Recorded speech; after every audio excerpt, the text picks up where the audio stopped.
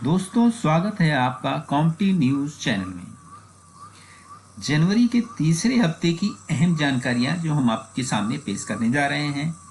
Under 19 T20 महिला विश्व cup दक्षिण अफ्रीका में खेला जा रहा है। टीम की अगुवाई कप्तान सैफाली वर्मा कर रही हैं।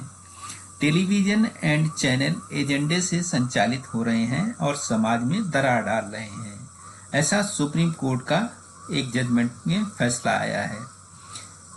इसमें सुप्रीम कोर्ट ने कहा है कि ऐसा पैसा लगाने वालों के आदेश पर किया जा रहा है। कोर्ट ने इस पर कड़ी नाराजगी जताई है। वहीं चीन से सीमा पर तनाव के बीच भारत का चीन से कारोबार 135.9 अरब डॉलर के रिकॉर्ड स्तर पर पहुंच गया है। वहीं इसरो से जुड़ी हुई एक अहम जानकारी है। इसरो जासूसी मामला, ये घटना 1998 की है। इसरो के वैज्ञानिक नवी नारायण लिक्विड प्रोपेलेट इंजन के प्रमुख वैज्ञानिक थे। उन पर एक झूठा आरोप मढ़ दिया गया कि 1994 में उन्होंने मालदीव के एक नागरिक की मदद से पाकिस्तान को क्रायोजेनिक इंजन की तकनीक बेची है। इसके बाद उन्हें गिरफ्तार कर लिया गया और उन्हें 50 दिन तक जेल में रहना पड़ा। इस पूरी मामले की छानबीन जब सीबीआई ने की तो पाया गया कि यह पूरा मामला झूठा है। मामले में जहां डील की जगह बताई गई थी वह भी फर्जी पाई गई।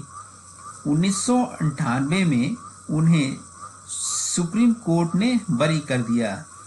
सीबीआई की जांच में ये खुलासा हुआ कि इस पूरे मामले में अमेरिका की खुफिया एजेंसी CIA काम कर रही थी। अमेरिका नहीं चाहता था कि भारत का अंतरिक्ष कार्यक्रम किसी भी सूरत से आगे बढ़े। मामले में पुलिस अधिकारियों की भूमिका भी संदिग्ध रही। रेडी टू फायर इस किताब को लिखकर नबी नारायण और उनके एक सहयोगी अरुण राम ने इस पूरे कांड का विस्तार से खुलासा किया है। वहीं लक्षद्वीप के सांसद फैजल की लोकसभा सदस्यता निरस्त कर दी गई है। सत्र अदालत ने हत्या के प्रयास के एक मामले में उन्हें 10 साल की सजा सुनाई थी। कोर्ट का आदेश है कि अगर किसी भी अदालत से 2 या 2 से अधिक साल की सजा किसी को हो जाती है तो वो जनप्रतिनिधि की सदस्यता रद्द कर दी जाएगी।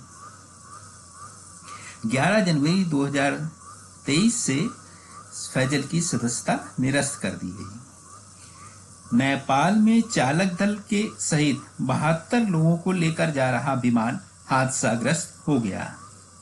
विमान ने काठमांडू से पोखरा के लिए उड़ान भरी थी। उतरते समय यह हादसा हुआ। पोखरा एयरपोर्ट का हाल ही में 1 जनवरी को उद्घाटन किया गया था। नेपाल ने एयरपोर्ट को चीन से बनवाया है हाल ही में। तिरुवनंतपुरम में भारत श्रीलंका के बीच 3 एक दिवसीय श्रृंखला का तीसरा मैच भारत ने ऐतिहासिक 317 रन से जीत लिया। अब तक की वनडे इतिहास की ये सबसे बड़ी जीत बताई जा रही है। भारत ने श्रृंखला 3-0 से जीती। इससे पहले सबसे बड़ी वनडे जीत का रिकॉर्ड न्यूजीलैंड के नाम था। मैच में उसने आयरलैंड को 290 रनों से हराया था।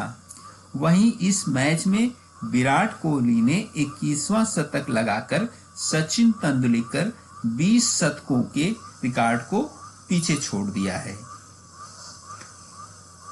वहीं वर्ष 2023 में 9 राज्यों में विधानसभा चुनाव होने वाले हैं।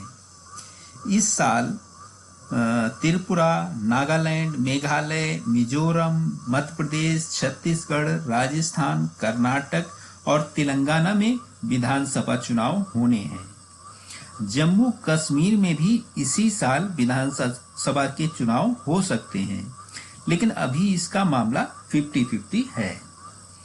वहीं भाजपा की राष्ट्रीय कार्यकारिणी की 16 जनवरी को एक अहम बैठक हुई दिल्ली में। इसमें 10 में से 9 राज्यों में चुनाव जीतने का मंत्र दिया गया। भाजपा ने इसे वर्ष 2024 में होने वाले लोकसभा चुनाव मिशन 2024 के लिए जरूरी बताया है। दोस्तों, स्वागत है आपका कॉम्पिटेटिव न्यूज चैनल में। दोस्तों, अगर आपको हमारी दी गई जानकारी पसंद आए तो हमारे चैनल को लाइक करें, सब्सक्राइब करें। किसी भी यूनिवर्सिटी के छात्र दूसरे शिक्षण संस्थान में जाकर कर सकेंगे पढ़ाई। राष्ट्रीय शिक्षा नीति के तहत ऐसा किया जा रहा है। इसमें देश के किसी भी विश्वविद्यालय और कॉलेज के छात्र किसी भी अन्य उच्च शिक्षण संस्थान में जाकर पढ़ाई, प्रयोगशाला, पुस्तकालय, शोध से लेकर खेल मैदान तक का उपयोग कर सकेंगे। इसका उपयोग सुबह 8 बजे से रात 8 बजे तक किया जा सकेगा। इसमें स्नातक, स्नातकोत्तर और पीएचडी के छात्र शामिल हो सकते हैं। अधिक जानकारी के लिए यूजीसी की वेबसाइट www.ugc.ac.in पर संपर्क कर सकते हैं। स्टोरी टेलिंग प्रतियोगिता से बच्चों में बढ़ेगी रचनात्मकता। केंद्रीय माध्यमिक शिक्षा बोर्ड स्कूली बच्चों के लिए इस पहल को शुरू करने जा रहा है। सीबीएसई अधिकारियों के अनुसार प्रतियोगिता 4 श्रेणियों में होगी। इसमें पहली श्रेणी 3री से 5वीं, दूसरी 6ठी से 8वीं, तीसरी 8वीं से 10वीं और चौथी और अंतिम श्रेणी 11वीं से लेकर 12वीं तक के विद्यार्थियों के लिए होगी। बच्चों की स्टोरी को 3 चरणों में पहले स्कूल स्तर पर, फिर क्षेत्रीय स्तर पर और अंत में राष्ट्रीय स्तर पर परखा जाएगा। प्रतियोगिता में हिस्सा लेने वाले बच्चों के आंतरिक मूल्यांकन के पोर्टफोलियो में इसे जोड़ा जाएगा। स्कूली स्तर पर 17 जनवरी 2023 से इसकी शुरुआत हो चुकी है। 31 जनवरी तक बच्चे अपनी एंट्री स्कूल में दे सकते हैं। अधिक जानकारी के लिए सीबीएसई की वेबसाइट www.cbse.gov.in पर विजिट कर सकते हैं। माना जा रहा है कि मोबाइल गेम और लैपटॉप पर वीडियो गेम खेलने से बच्चों की रचनात्मकता कुंद हो गई है। इससे निकालने के लिए सीबीएसई ने ये पहल की है। भारत और फ्रांस के बीच नौसैनिक अभ्यास वरुण शुरू हुआ है। यह अभ्यास 1993 से शुरू हुआ था। अब इसका 21वां चरण का अभ्यास 16 जनवरी से 20 जनवरी तक होगा। फिल्म RRR को क्रिटिक्स चॉइस अवार्ड की विदेशी भाषा श्रेणी का सर्वश्रेष्ठ फिल्म और इसी फिल्म के गाने नाटू नाटू को सर्वश्रेष्ठ गाने का क्रिटिक्स चॉइस अवार्ड दिया गया है। फिल्म के गीत नाटू नाटू को गोल्डन ग्लोब अवार्ड पहले ही मिल चुका है इसी वर्ष। श्रीलंका अपने 75वें स्वतंत्रता दिवस 4 फरवरी पर भारत के पहले प्रधानमंत्री जवाहरलाल नेहरू की तस्वीर वाला डाक टिकट जारी करेगा। चमोली जिले के जोशीमठ क्षेत्र में भू धसाव की वजह से घर छोड़ने वाले छात्रों के लिए सीबीएसई ने विशेष व्यवस्था की है। चमोली में 10वीं और 12वीं के करीब 2000 छात्र हैं। ये 15 फरवरी से शुरू हो रही बोर्ड परीक्षा में बैठेंगे। सीबीएसई ने ऐसे छात्रों के लिए विस्थापित स्थान पर परीक्षा देने की व्यवस्था कराई है। अमेरिका की आर्बानी ग्रेबियल ने इस वर्ष का मिस यूनिवर्स का खिताब जीत लिया है। भारत में रूस के AK-203 राइफल का उत्पादन शुरू हो गया है। भारत रूस संयुक्त उपक्रम की ओर से उत्तर प्रदेश के अमेठी जिले के कोरबा ऑर्डिनेंस फैक्ट्री में रूसी मूल की कलाशिकनोव असॉल्ट राइफल का उत्पादन शुरू हो रहा है। वर्ष 2022 में जब रूसी राष्ट्रपति पुतिन भारत आए थे, तब भारत और रूस के बीच इसका 5100 करोड़ रुपए का रक्षा सौदा हुआ था। AK-203 दुनिया की सबसे घातक और कामयाब राइफल AK-47 का आधुनिक रूप है।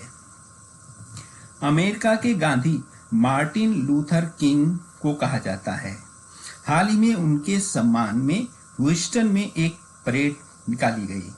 ह्यूस्टन संयुक्त राज्य अमेरिका के टेक्सास राज्य का सबसे बड़ा नगर है।